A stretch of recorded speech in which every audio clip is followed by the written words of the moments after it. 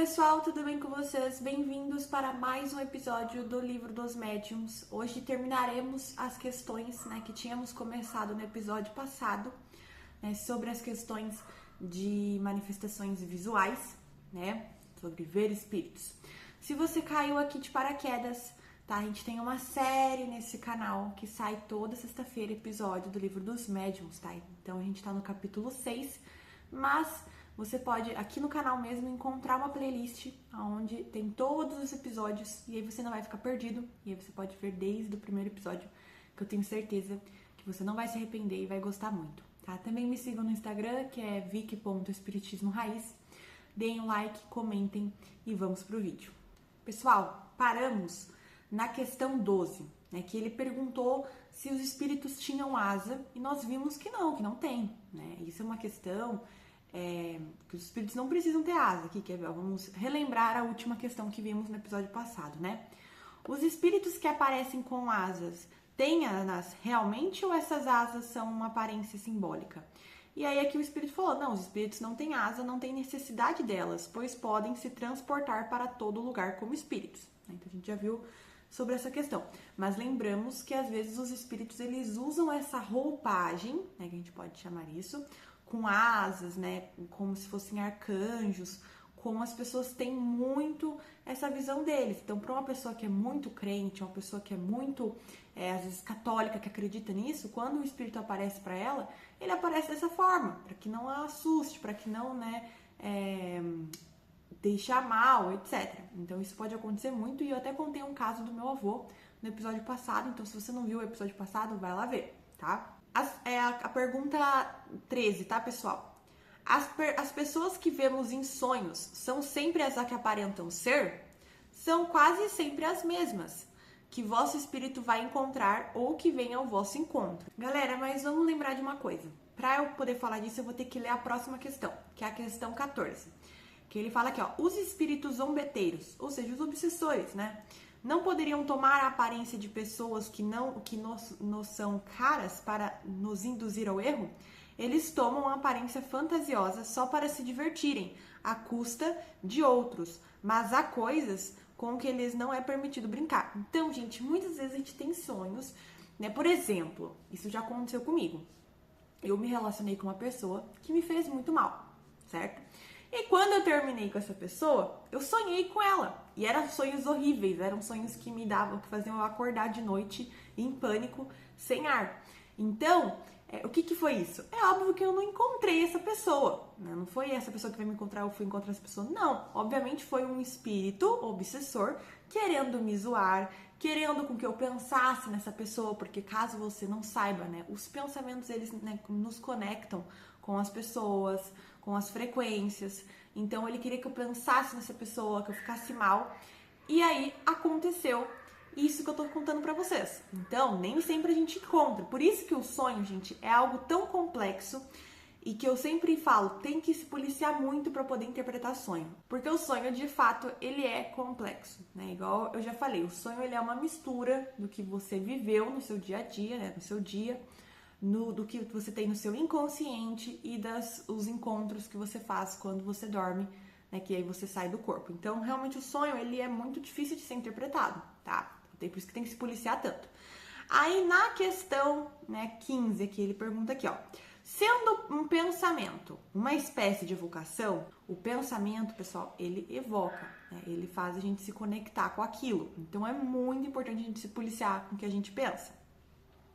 Compreende-se que provoquem a presença do espírito, mas como muitas vezes as pessoas em que mais se pensa, que se deseja ardemente ver, não se apresente nunca em sonho, enquanto vem pessoas que nos são indiferentes e nas quais não se pensa nunca. Então, o que ele perguntou aqui, para entender?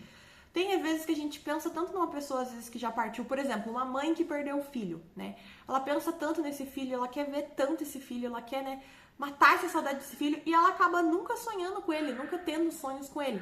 Enquanto, às vezes, ela tem um sonho com pessoas que ela nunca nem viu, que ela nem conhece, E ela acaba tendo esse sonho.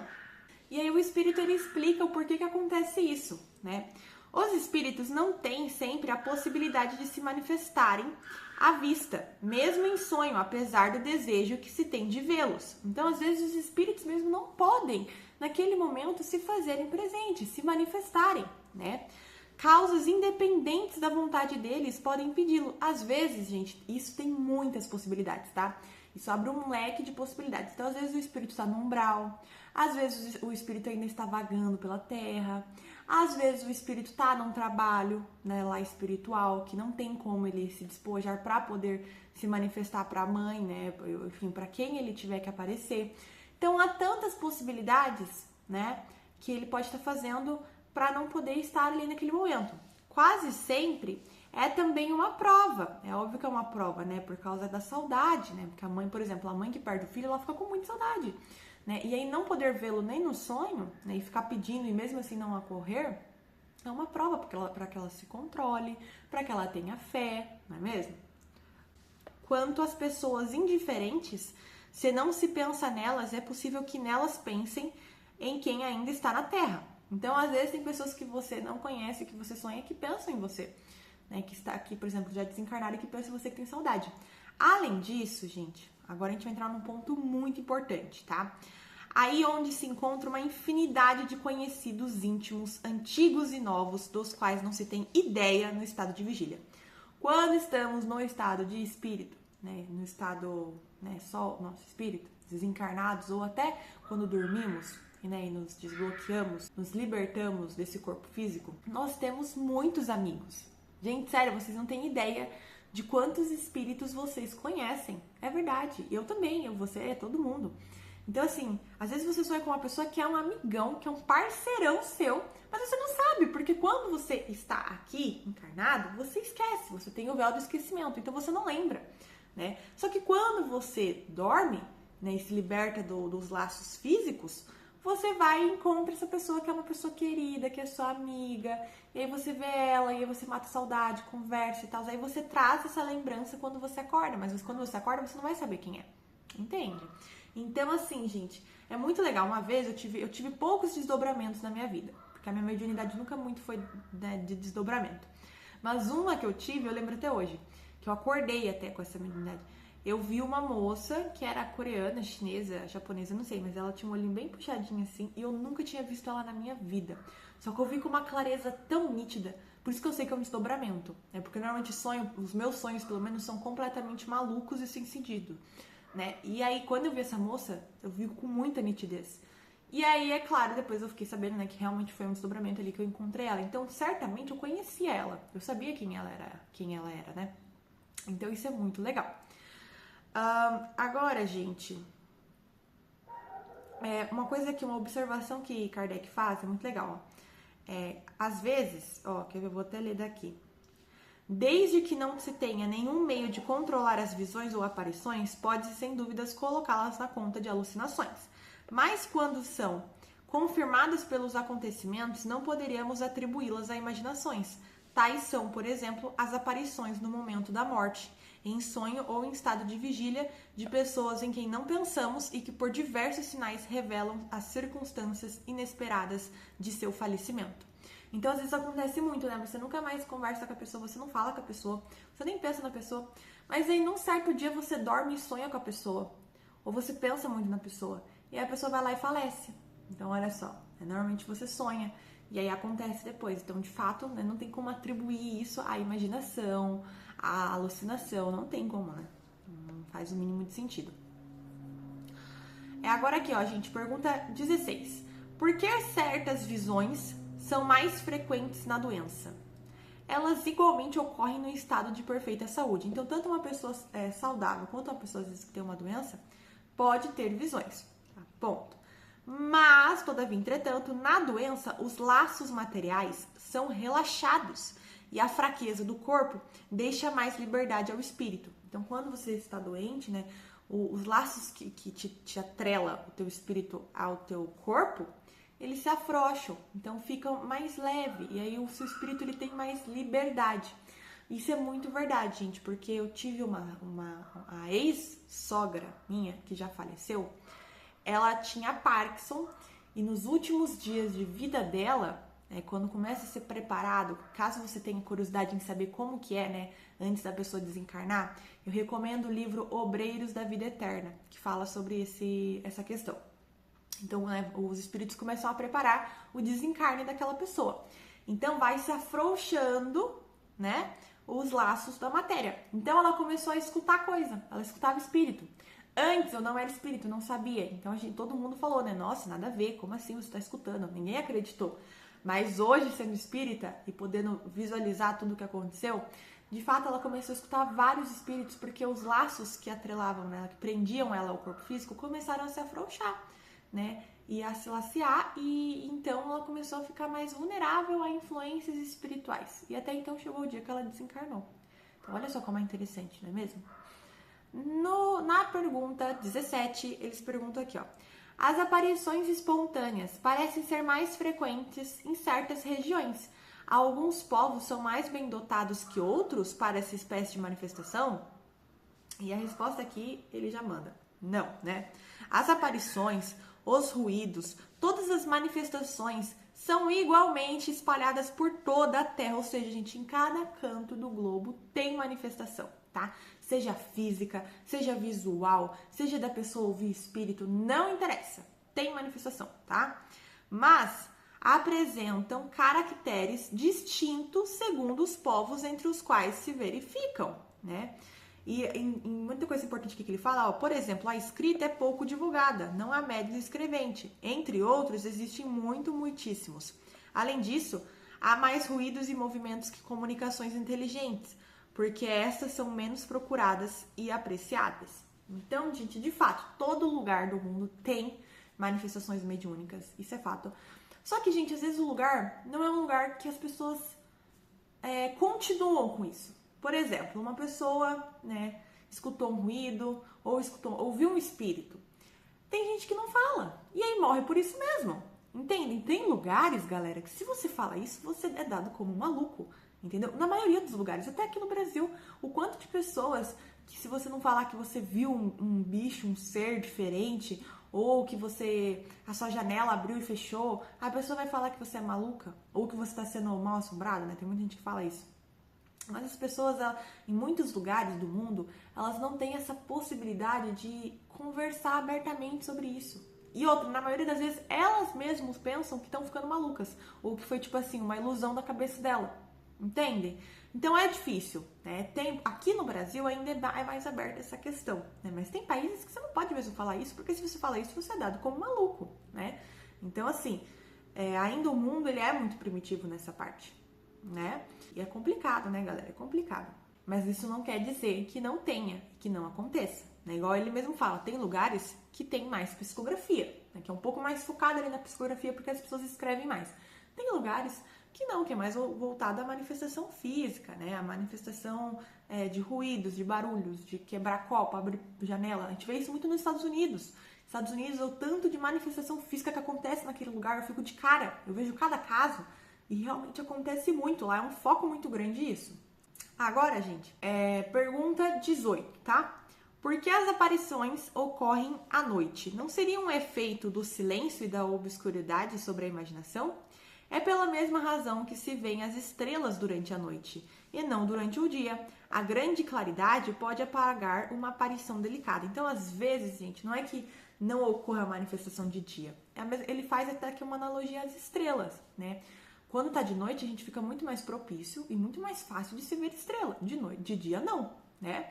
Então, as aparições, às vezes, ela se torna mais fácil. E eu falo isso por mim mesma. Eu sou uma médium de clarividência, então eu vejo espíritos. E de noite é muito mais fácil de ver mesmo. É verdade. Hoje em dia que eu tenho mais mediunidade, de dia eu também consigo ver bem. Mas no começo, quando eu tava começando a desenvolver essa mediunidade, de noite era muito mais fácil.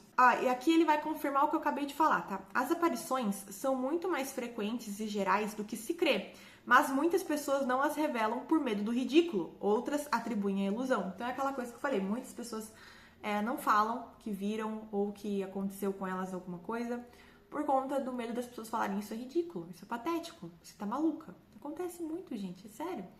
Então a gente tem que quebrar esse paradigma. É claro que às vezes realmente não foi espírito. Então, assim, a gente tem que ter o equilíbrio. Analisar, igual Kardec sempre fala. Tem pessoas que atribuem tudo a espíritos. Também tá errado, porque nem tudo é espírito. Então, às vezes, o gato passou, derrubou um copo seu, né? Sei lá, aconteceu alguma coisa, e aí você atribui espírito. Não, às vezes foi uma causa natural, uma causa normal mesmo. Às vezes o vento bateu, caiu ou fechou a janela, e aí você atribui espírito. Não, tem que ter equilíbrio nessas coisas. Eu, gente, toda vez que acontece alguma coisa aqui em casa, primeiramente eu já penso que é algo físico, tá? Dificilmente eu vou pensar que é um espírito. E olha que eu sou médium, tá, gente? Eu trabalho com mediunidade. Eu já penso, caiu a caneta, sei lá, aconteceu alguma coisa física. Aí se continua, se repete, se acontece alguma coisa diferente, aí eu começo a pensar que é um espírito. Mas de primeiro imediato eu já penso que é uma manifestação física comum. Agora aqui, gente, na pergunta 19. A visão de espíritos se produz no estado normal ou só no estado extático? Estático aqui, que ele está querendo dizer, é quando o espírito está no estado sonâmbulo, né? Que ele está começando a desprender. Pode ocorrer em condições perfeitamente normais. Então, o espírito, a gente pode estar aqui normal e acontecer essa manifestação visual. Entretanto, as pessoas que os veem estão quase sempre em um estado particular, vizinho do êxtase, que eles dão uma espécie de dupla vista. Aqueles que veem os espíritos, os veem com os seus olhos? Isso é uma pergunta muito legal e que eu tinha muita dúvida quando eu comecei a desenvolver mediunidade e clarividência. Assim o creem, mas na realidade os veem com a alma e é a prova que podem vê-los de olhos fechados. E isso é muito real, gente. Eu achava que quando eu fosse ver espíritos eu veria com os meus olhos mesmo, mas não, você vê com os olhos da alma, né? Vamos falar assim, você vê com o seu terceiro olho, o olho do espírito. E muitas das vezes eu enxergo os espíritos de olhos fechados. Na verdade, para eu conseguir ver o espírito com bastante nitidez e detalhes, é de olho fechado. E aí eu fecho meus olhos e aí eu consigo ver. Isso é muito legal. Como o espírito pode se tornar visível? O princípio é o mesmo de todas as manifestações e está na propriedade do perispírito. Então vamos voltar, que a gente já estudou isso em capítulos passados, da importância do perispírito para que o espírito possa, fazer as manifestações, que pode sofrer diversas modificações à vontade do espírito. O espírito propriamente dito pode se tornar visível ou só pode com a ajuda do perispírito? No estado material, ou seja, de encarnados, o espírito não podem se manifestar senão com a ajuda do seu envoltório semimaterial. Ou seja, para aparecer aqui para nós, tem que ter o perispírito. O perispírito ele é crucial para isso, porque o perispírito ele é a mediação entre os encarnados e os desencarnados. Então, ele é entre o espírito e a matéria. Ele tem que estar ali no meio para poder fazer essa liga, senão não tem como. Entendem? É o intermediário aqui, igual eu acabei de falar, pelo qual agem sobre o sentido dos encarnados. Pode-se dizer que pela condensação do fluido do perispírito que o espírito se torna visível? E aí ele responde aqui, condensação não é a palavra, então não é pela condensação do perispírito, tem que deixar isso claro. É apenas uma comparação que pode ajudar a compreender o fenômeno.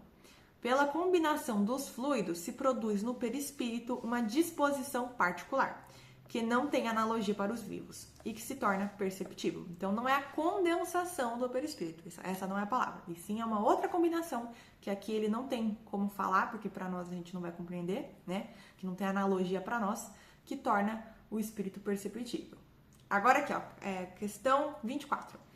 Os espíritos que aparecem são sempre inaspreensíveis e também inacessíveis ao tato, ou seja, não conseguimos tocar, sentir esses espíritos, não podemos pegá-los, tal como não se pegam os sonhos.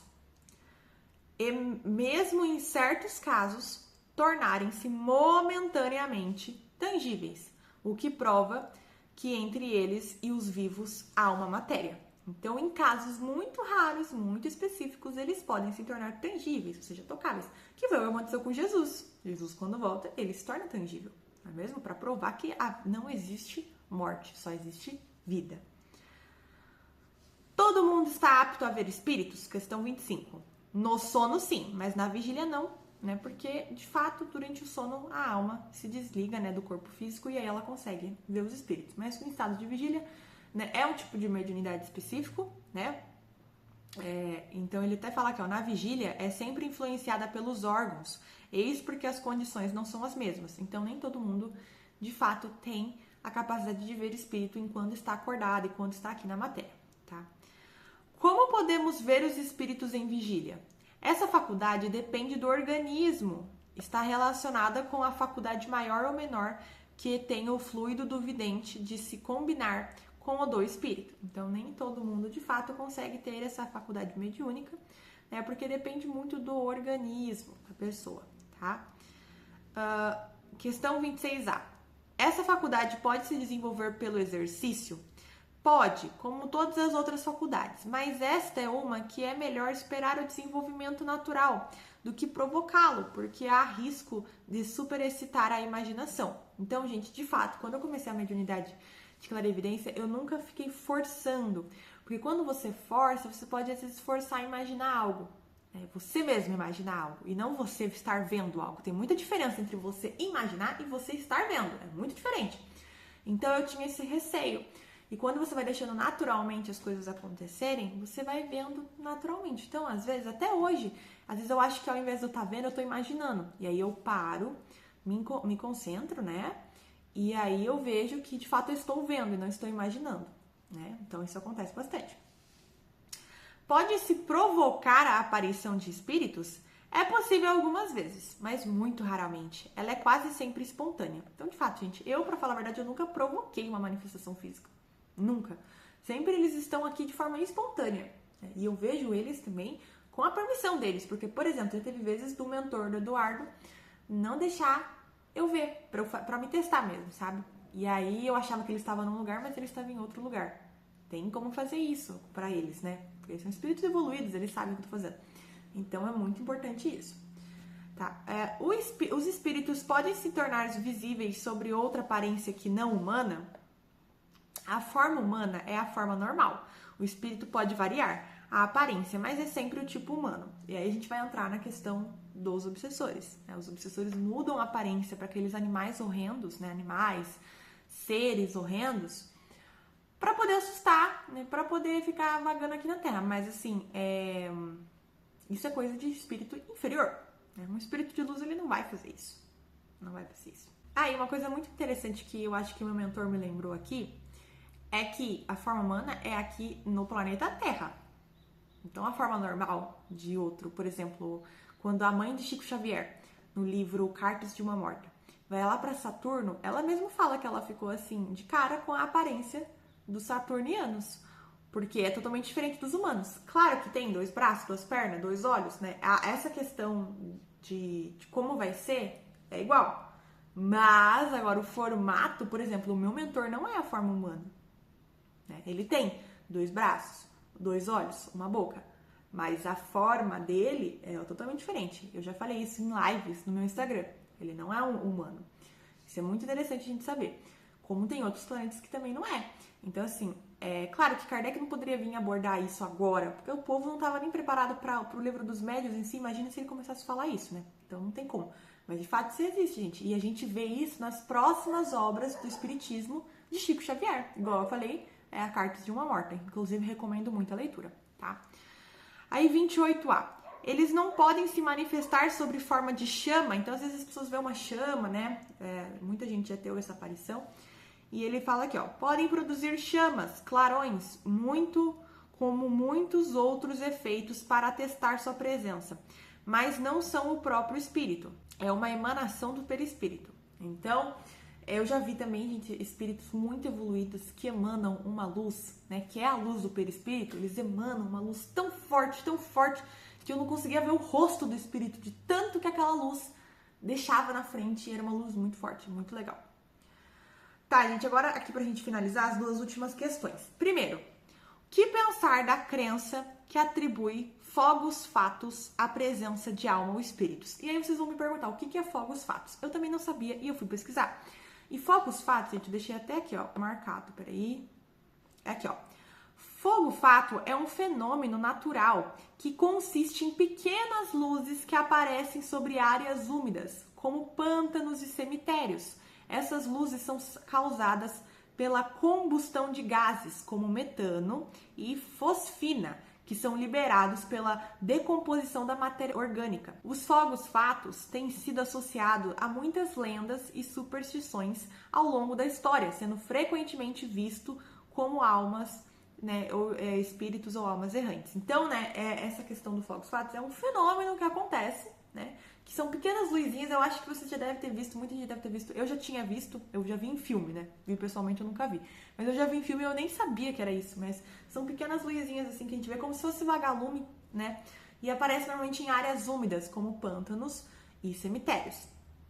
E aí, né, ele pergunta se esses fogos fatos são a presença de almas ou de espíritos, né? O que é pensar dessa crença? E aqui ele fala, superstição produzida pela ignorância. Então, de fato, não é alma, não é espírito, não é nada. Aquilo é um fenômeno natural, que inclusive eles explicam aqui, ó, que é composto combustão de gases como metano e fosfina, que são liberados pela decomposição de matéria orgânica. Então, tipo assim, totalmente um fenômeno natural, tá bom? E agora aqui, ele vai citar uma história que ocorreu, muito importante, ó. A flama azul que apareceu, disse sobre a cabeça de Sérvios Túlios, ainda criança, é uma fábula ou uma realidade? Então, gente, o que é? Isso foi uma história que ocorreu em Roma, se não me engano, que eu também fui pesquisar, eu também fui atrás. A chama azul que apareceu sobre a cabeça de Sérvio Túlios é um elemento da mitologia romana. Então, isso aconteceu em Roma, tá? Sérvios Túlios se tornaria, galera, o sexto rei de Roma.